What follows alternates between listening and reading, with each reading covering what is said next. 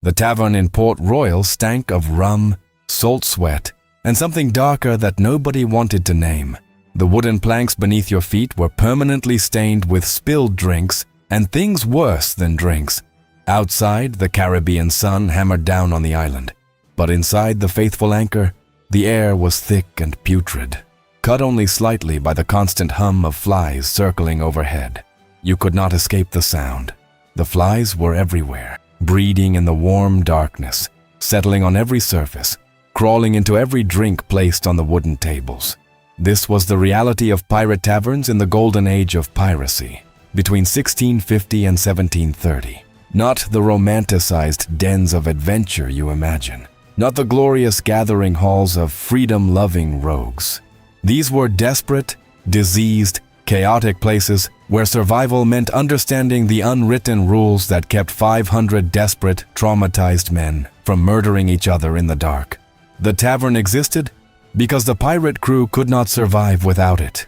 When a ship returned from months at sea with holds full of stolen goods and pockets full of coins, the men needed something more than the possibility of dying in a hurricane or from scurvy. They needed the illusion of home. The tavern owner, usually someone with criminal connections themselves, charged outrageously inflated prices for rum diluted to half strength with water, stale bread that tasted like sawdust, and meat so heavily salted it was barely edible.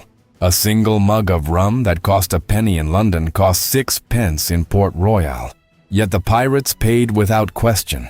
They had to. The tavern was the only place where a man who had just spent 4 months eating hardtack crawling with weevils could sit on a chair that was not moving, could hear voices speaking languages he understood, could exist in a space where nobody was trying to kill him, at least not immediately. The hierarchy inside the tavern was absolutely rigid, invisible to outsiders but brutally enforced by social pressure and the threat of violence. The ship captains and quartermaster occupied a corner table, physically separate from the rest of the crew. They drank better rum, ate better meat, and were attended to by younger crew members, whose job was to fetch drinks and stand ready to execute whatever order was barked in their direction. The senior, experienced sailors occupied the middle tables, men who had survived multiple years at sea, who carried scars that told stories of battles and storms they had lived through. Below them in the social order were the newer recruits, the desperate farm boys and escaped indentured servants who had just joined their first pirate crew. These men sat against the walls, nursing single drinks for hours, listening, learning, terrified of saying something that would mark them as a liability. The tavern keeper positioned himself behind the bar, armed with a cudgel and a sharp eye, ready to intervene before disputes escalated into actual violence. In the shadows, the prostitutes and their handlers moved between tables, providing the physical comfort that months at sea made desperately appealing. The economic exploitation was staggering. A woman working in a pirate tavern could earn more in a month than an honest laborer could earn in a year. But the money came from a system designed to entrap her in permanent debt. The tavern owner extended credit, marking it carefully in a ledger, knowing that the women would never fully repay what they owed. Inside this chaotic marketplace of human degradation and connection, news spread like wildfire. A ship captain sitting in a tavern in Port Royal could learn within hours about naval patrols spotted near Tortuga, merchant vessels known to be carrying high-value cargo, and which islands had fresh water available for refilling supplies. The tavern functioned as an intelligence network more effective than any organized spy system. Men who had no incentive to trust each other in any formal setting shared information freely in the anonymous darkness of the tavern, because they understood that information meant money and survival. A captain might learn about a Spanish galleon carrying silver shipments, immediately gather his crew from the tavern, and set sail within hours. The tavern owner kept detailed records of which ships were in port and when they were expected to leave, because that information could be sold to naval authorities if the pirate economy suddenly collapsed and the risk of harboring criminals became too great. The drinking in the tavern was not casual or recreational. It was a brutal form of self-medication. Men who had watched friends drown in storms, who had committed acts they could not reconcile with any moral framework they had been taught as children, who lived in constant awareness that they could be hanged from the neck until dead if captured, needed something to make the internal screaming stop. The rum served in pirate taverns was so strong it could strip paint, deliberately diluted down from pure spirits that would have killed a man after a single cup. Even diluted, the alcohol was a weapon that men deployed against their own consciousness. A man could arrive at the tavern mid-afternoon, drink continuously until midnight, and wake up on the floor next to a pile of vomit, without any memory of the hours that had passed.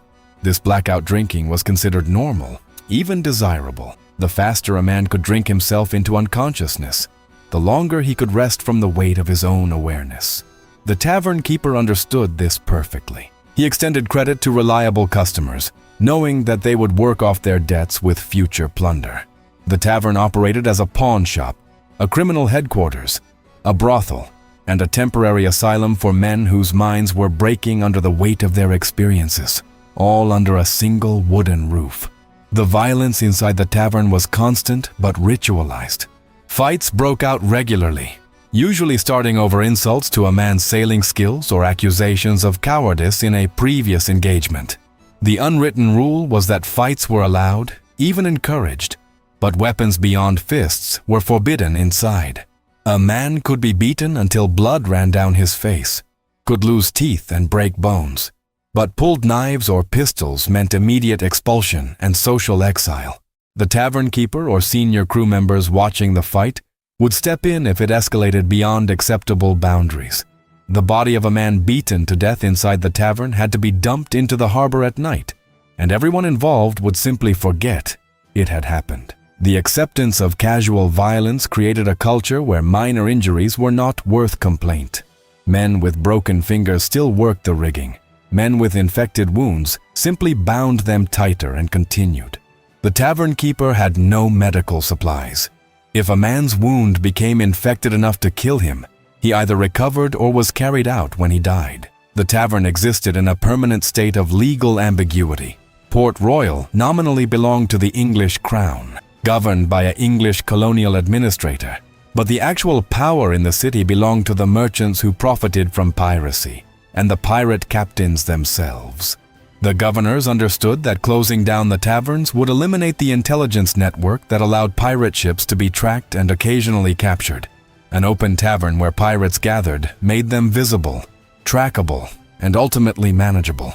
When authorities needed to appear tough on piracy, they could raid a tavern, arrest a few low-level crew members, hang them publicly, and declare victory. The tavern keeper and the ship captains would simply relocate to a different establishment and wait for attention to pass. This dynamic meant that the tavern functioned as the actual government of pirate communities. Laws were discussed, enforced, and punished within tavern walls more effectively than through any formal legal system. The tavern in Port Royal was not unique. Similar establishments operated in Tortuga, Nassau, Madagascar, and anywhere pirates could gather and spend their stolen wealth. Each tavern developed its own character and reputation, but all of them served the same fundamental function. They allowed desperate, traumatized men to exist in a space where violence was normalized, where past crimes were irrelevant, and where money could instantly transform a farm laborer or unemployed sailor into someone with power and status.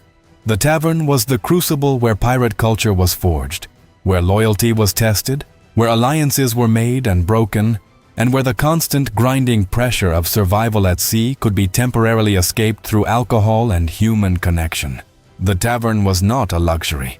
It was a necessity as vital to the functioning of pirate communities as the ship itself. Without the tavern, the entire psychological infrastructure of piracy would have collapsed under the weight of human suffering.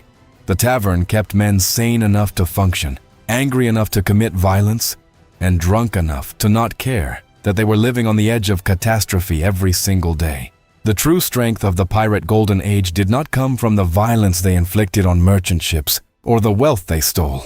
It came from understanding that survival required creating spaces where broken men could gather, where the weight of their choices could be temporarily forgotten, and where the simple act of existing in the same room as other men who understood your darkness was worth every coin you could steal.